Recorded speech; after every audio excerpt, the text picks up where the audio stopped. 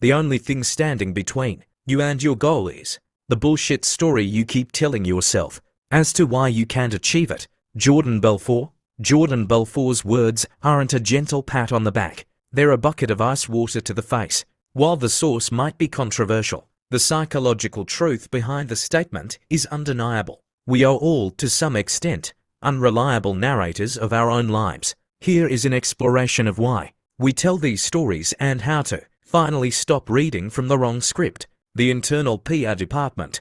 Why we lie to ourselves. Human beings are wired for survival, not necessarily for peak performance. Your brain has an internal public relations department whose sole job is to protect your ego from the pain of failure or the discomfort of the unknown. When you say, "I'm not ready, I don't have the connections, or the timing isn't right," you aren't stating facts. You are providing emotional insurance. If you convince yourself that achievement is impossible, you never have to take the risk of trying and falling short. The bullshit story is actually a very sophisticated defense mechanism. Common fiction genres we create. The perfectionist's tale.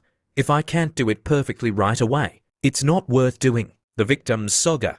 The system is rigged against me, so why even try? The comparison chronicles. Everyone else started with more talent, money, luck than I have. The cost of the safety narrative.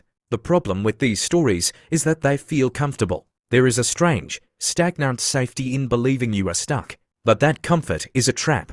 Insight.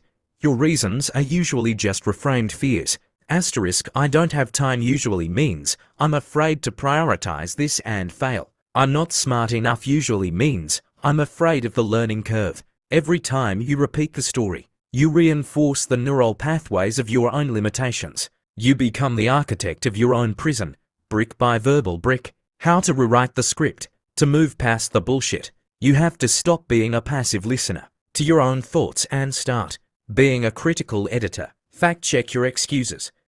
Take your biggest reason for not pursuing your goal and put it on trial. The excuse, I'm too old to start a new career. The evidence, list 5 people who transitioned careers after 40. Hint, Vera Wong entered fashion at 40. Samuel L. Jackson got his big break at 43. Every time you repeat the story, you reinforce the neural pathways of your own limitations. You become the architect of your own prison, brick by verbal brick.